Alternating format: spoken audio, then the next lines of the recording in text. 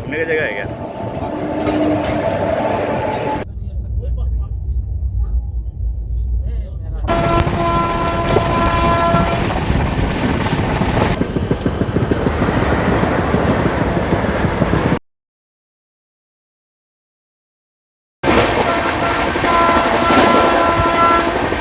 ये इस मथुरा सिटी को 7500 ईसा पूर्व में श्री कृष्ण ने बसाया था। अच्छा।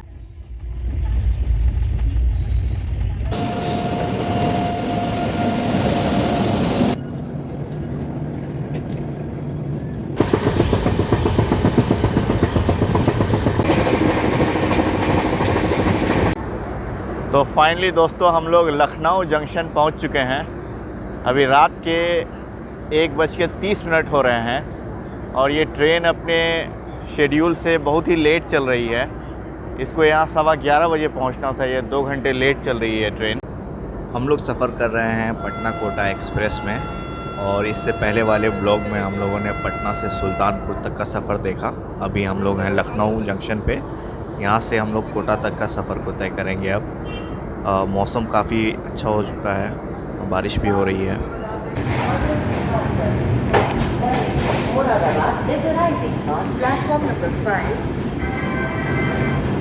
कृपया ध्यान ये रास्ते गाजीपुर दिल्ली।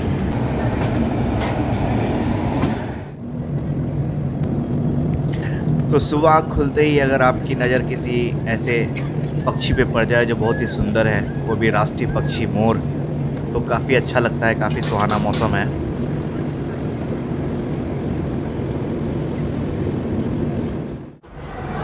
अभी बज रहे हैं सुबह के 7:30 और हम लोग अभी पहुंच चुके हैं आगरा कैंट स्टेशन है। अभी मैं दिखाता हूँ।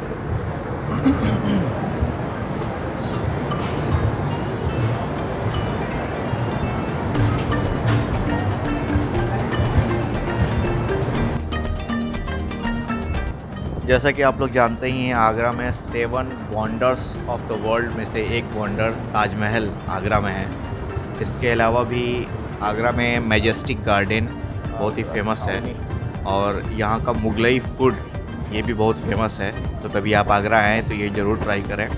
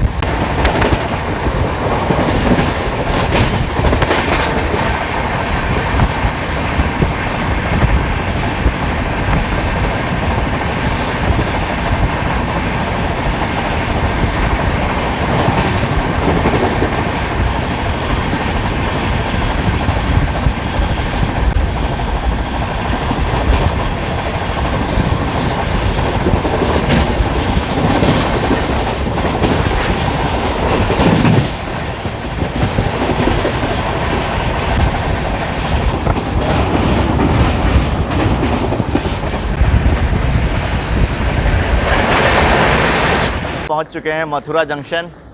कृष्ण भगवान का जन्म इसी पवित्र धरती पे हुआ था। इसे वासुदेव की धरती भी कहा जाता है। मथुरा एक बहुत ही पवित्र स्थान है। यहाँ के हवाओं में एक अलग ही मज़ा है, एक अलग ही पवित्रता है। यहाँ पे आने के बाद सब भक्तिमय हो जाते हैं। तो हम लोग यहाँ पहुँच चुके हैं। हमारी ट्रेन जो है, हालांकि लेट से चल रही है हमारी ट्रेन, लेकिन फिर भी हम लोग यहाँ पे अभी लगभग 2 घंटे लेट से पहुँच चुके हैं। हम लोग को कोटा तक का सफ़र करना है, तो देखते हैं कोटा तक में हम लोग कितनी देर और लगती है कोटा तक जाने में। तो हम लोग अब मिलते हैं अपना डिपार्चर पे। हमारे साथ हैं सूरज जी। सूरज जी से जानकारी लेते हैं और मथुरा के बारे में थोड़ा ज़्यादा जानते हैं ये भी। तो बताइए सूरज जी, क्या मथुरा की नगरी के बारे में बताइए आप। ये मथुरा की नगरी भगवान श्री कृष्ण की नगरी है। हाँ। भगवान श्री कृष्ण के यहाँ जन्म हुआ था। अच्छा।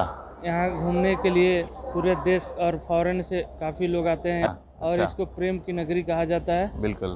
भगवान श्री कृष्ण और राधा की यहाँ बहुत बड़े बड़े मंदिर हैं। अच्छा। प्रेम मंदिर भी यहीं पे है। अच्छा अच्छा। और यहाँ पर काफ़ी सुख शांति मिलता है। जी। आप लोग भी एक बार यहाँ।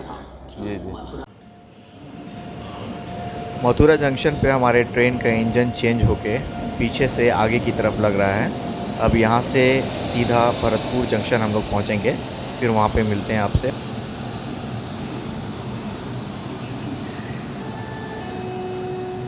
इस मथुरा सिटी को 7500 ईसा पूर्व में श्री कृष्ण ने बसाया था। अच्छा। अपने राज्य के लोगों को सुख शांति के लिए और उनको प्रसिद्ध करने के लिए ये नगर बसाया था, ताकि हमारी प्रजा को किसी प्रकार की कोई प्रॉब्लम ना हो। अच्छा। वो प्रॉब्लम हो उसको हल किया जाए, और उनकी नगरी 7500 ईसा पूर्व से अस्तित्व में अभी तक चली आ रही है। Welcome to Mathura Junction Railway Station. For the kind attention of passengers, train number 12808.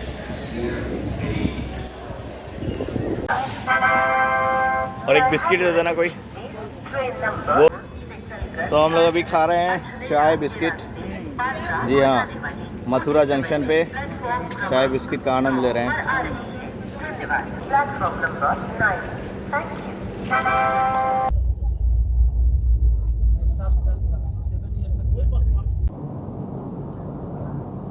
हम लोग अभी पहुंच चुके हैं भरतपुर जंक्शन। ये राजस्थान में है और ये एक टूरिस्ट डेस्टिनेशन भी है। यहाँ पे केवला देव नेशनल पार्क और लोहागढ़ फोर्ट भी है। यहाँ पे केवला देव नेशनल पार्क को यहाँ पे भरतपुर बर्ड सेंचुरी भी कहा जाता है। मोस्टली विंटर सीजन में यहाँ पे बहुत सारे बर्ड्स, यानी अक्टूबर नवंबर के टाइम में बहुत सारे माइग्रेटरी बर्ड्स यहाँ पे आते हैं और इसी को देखने के लिए बहुत सारे टूरिस्ट लोग यहाँ पे जमा होते हैं। The intensity of wildlife that one can experience in Bharatpur is startling, and the sanctuary also has a rich variety of flora and fauna, all of which makes the sanctuary a wildly active place throughout the year.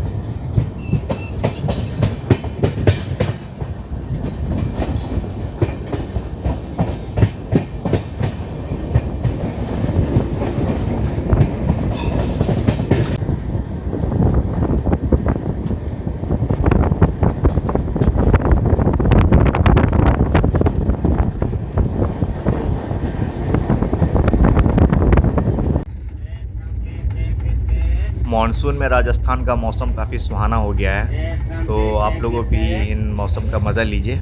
आपसे मिलता हूँ मैं अभी सवाई माधोपुर में।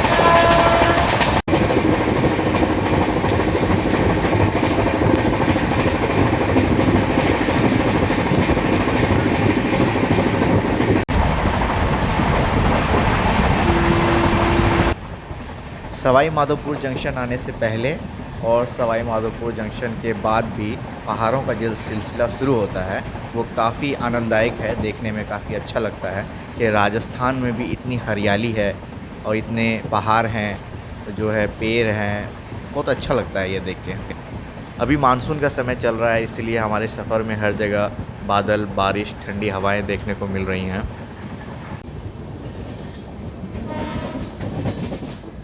हम लोग अभी हैं सवाई माधोपुर में, जो एक डिस्ट्रिक्ट है राजस्थान का।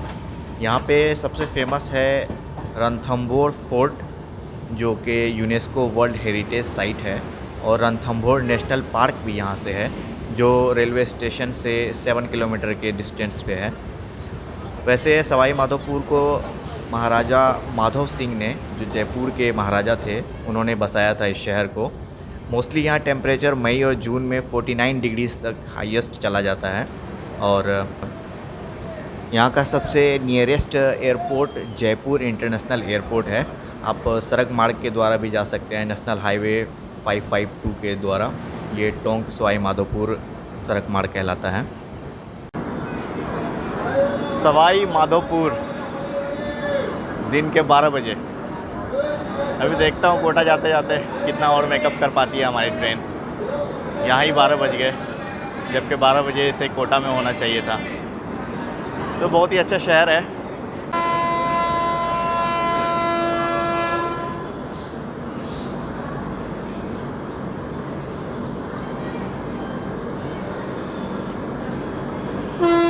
हमारी ट्रेन का विजिल हो गया है, अब ट्रेन चलने को तैयार है। आपको रास्ते में बहुत सारे पहाड़ देखने को मिलेंगे और खेत खलियान देखने को मिलेंगे इस मानसून के समय में। और ऐसा नहीं है कि राजस्थान में सिर्फ जो है रेगिस्तान ही है। रेगिस्तान सिर्फ कुछ पार्ट में ही है, जैसे जैसलमेर, बीकानेर में। बाकी सब पार्ट में खेती भी होती है।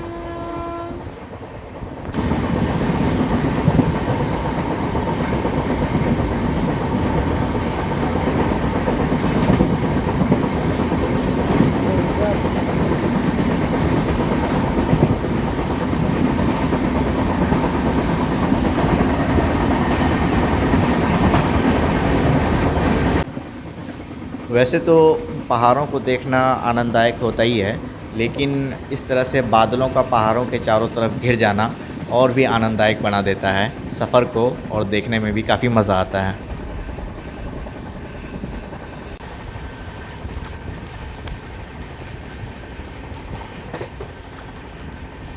हमारी ट्रेन अपने निर्धारित समय से 2-3-4 घंटे लगभग लेट चल रही है।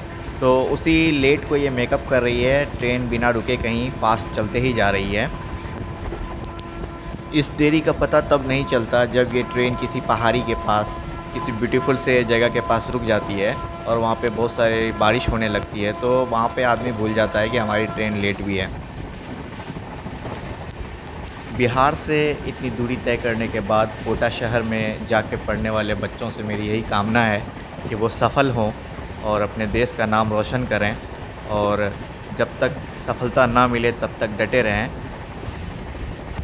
मुझे यहाँ पे एक बहुत ही अच्छी सी लाइन याद आ रही है कि एक इंसान जो सफल है और उसने सब कुछ अचीव कर लिया उसमें, और एक इंसान जो बार बार हार जाता है लेकिन फिर भी डटे रहता है, इन दोनों में कोई अंतर नहीं है।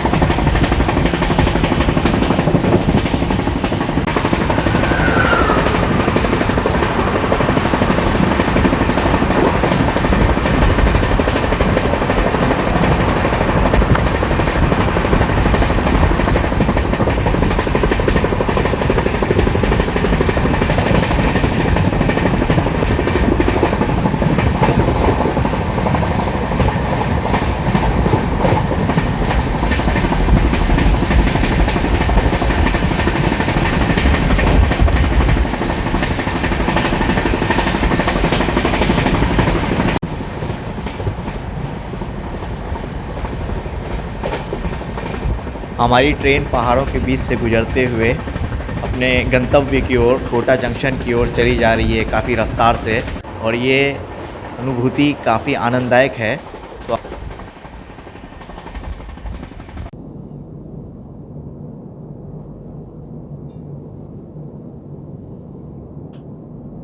कई बार ट्रेन ऐसे अनजान जगहों पे रुक जाती है और जहाँ पे काफ़ी अच्छा अनुभव होता है। तो हम लोग कोटा पहुँचने से पहले बहुत सारे पहाड़ों को देखेंगे, और उसके बाद कोटा से पहले हम लोग चंबल नदी को पार करेंगे। तो फिर हम लोग चंबल नदी को पार करने के वक्त मिलेंगे आपसे।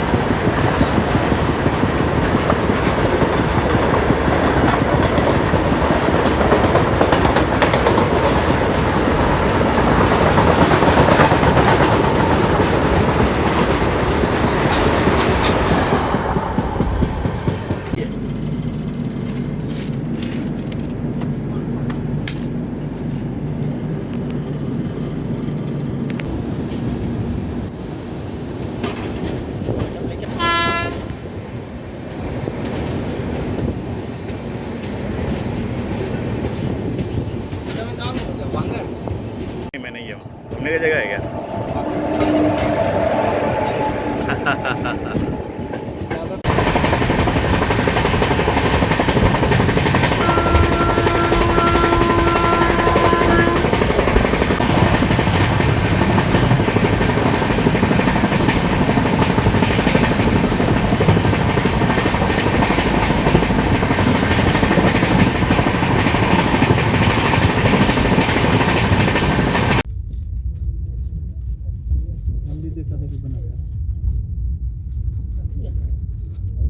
तो हम लोग अभी 5 मिनट में कोटा जंक्शन पहुंचने ही वाले हैं। उससे पहले है ये चंबल नदी। ये चंबल नदी जो है वो यमुना नदी का ट्रिब्यूटरी रिवर है और इस नदी को राजस्थान और मध्य प्रदेश के बीच का बाउंड्री रिवर भी कहा जाता है। तो काफ़ी विशाल नदी है ये और चंबल नदी से कोटा शहर की खूबसूरती और भी दुगुनी हो जाती है क्योंकि ये उसके जस्ट बगल से होते हुए गुजरती है। और एक पार्क भी है, मैं उसे आपको दिखाऊंगा, चंबल पार्क जो। फाइनली दोस्तों हम लोग पहुंच चुके हैं कोटा जंक्शन। ये वो जगह है जहां से साल भर में बहुत सारे डॉक्टर्स, इंजीनियर्स, डॉक्टर्स यहाँ से पढ़ के निकलते हैं और देश का नाम रोशन करते हैं। मैं उस धरती पे हूँ, कोटा पे, राजस्थान कोटा, जहाँ पे आप बहुत सारे एक से एक होनहार बच्चों को पास होते हुए देखते हैं यहाँ से। फ़िलहाल मैं भी जाऊँगा किसी कोचिंग सेंटर में, पता करूँगा। हमारा सफ़र यहीं तक था, आगे हम लोग निकलेंगे जयपुर के लिए। तो जयपुर जाने से पहले मैं आपको ये बता दूँ कि कोटा जंक्शन यहाँ तक लास्ट स्टॉपेज है और यहाँ पे इसके बाद हम लोगों का सफ़र यहीं तक था। पटना कोटा एक्सप्रेस पे कोटा जंक्शन पे हम लोग पहुँच चुके हैं। अभी कोटा शहर जाएंगे और थोड़ा एक्सप्लोर करेंगे। तो हम लोग कोटा जंक्शन पहुंच चुके हैं। यहाँ पर भारत के हर कोने से लड़के अपना भविष्य बनाने के लिए यहाँ आते हैं। बिल्कुल। और यहाँ से अच्छी एजुकेशन लेकर भारत के हर कोने कोने में और देश विदेश में अपना सेवा दे रहे हैं और यहाँ की धरती का नाम रोशन कर रहे हैं। Thank you buddy. Thank you so much guys. मिलते ले लेगा फोटो